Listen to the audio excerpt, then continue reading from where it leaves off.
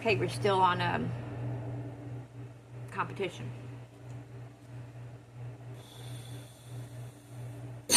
Mama didn't say a word about tomorrow being my 9th birthday. Was that because tomorrow truly wasn't my birthday?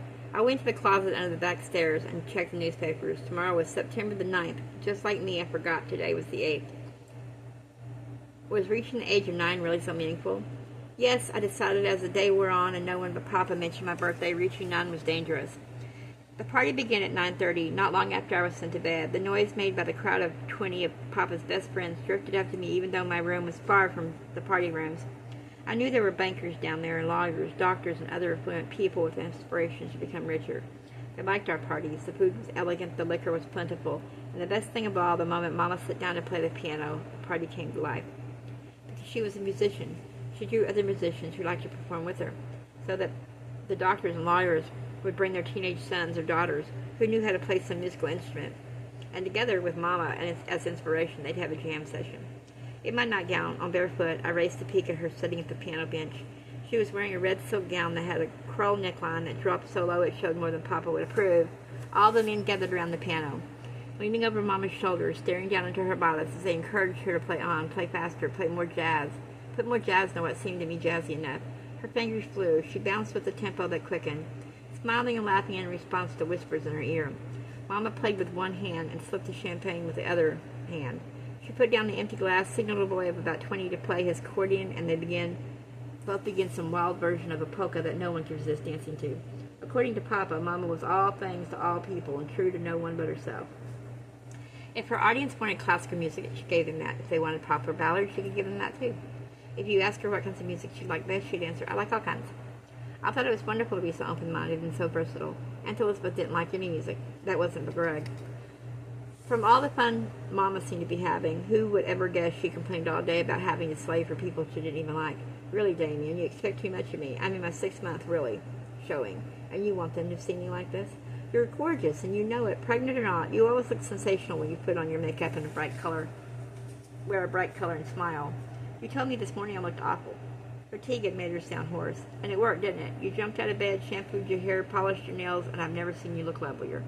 Damien, Damien, my mother had whispered then, her voice choked with emotion.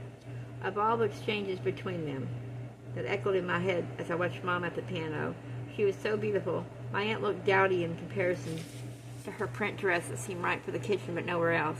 I yelped from the pain of a pinch on my arm. There was Vera in her nightgown. Your mother's nothing but a big show-off, she whispered. A woman as pregnant as she is should not show herself. Yet when I glanced at Vera, I saw admiration in her eyes as she too caught the rhythm of Mama's music. The first Audrina could play piano just like that. She could read music too. And the watercolor she painted, you can't do anything in comparison. Neither can you, I flared back. Good night, Vera. You'd better disappear when I do, or else Papa might see you and punish you again.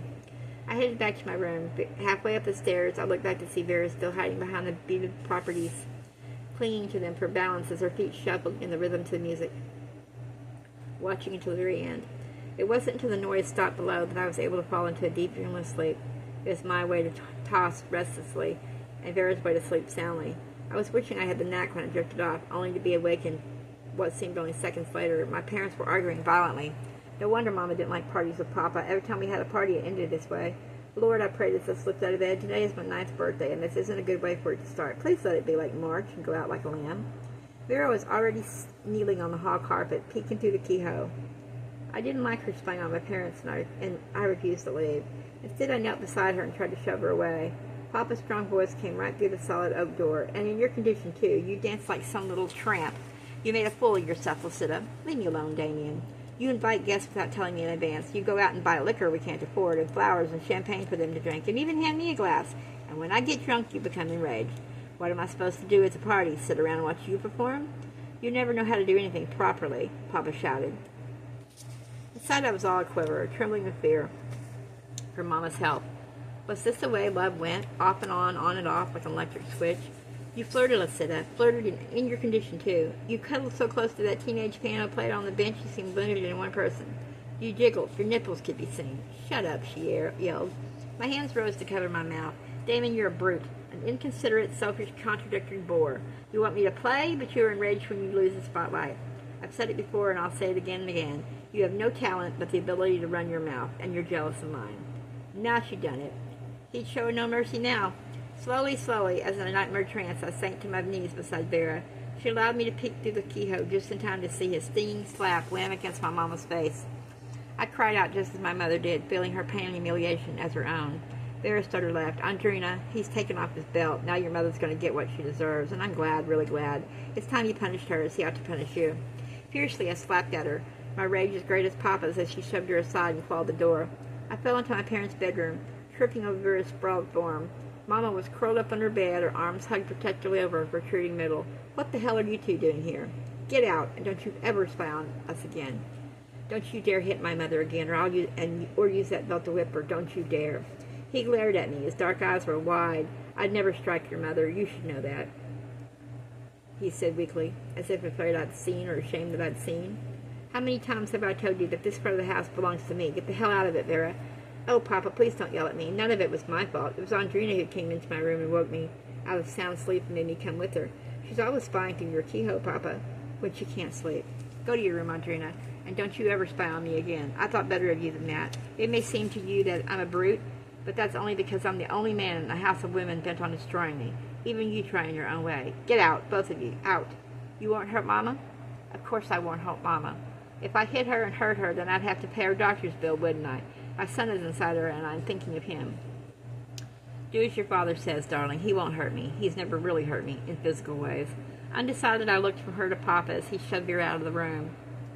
Then he turned to me. I too feared a slap, but he took me in his embrace. I'm sorry I woke you up. When I drank too much, I look in the mirrors and I see a fool who doesn't know when to quit. And then I want to punish someone because I failed myself. I didn't understand any of that. Everything will be just fine. The party is over. There was a sob in his voice.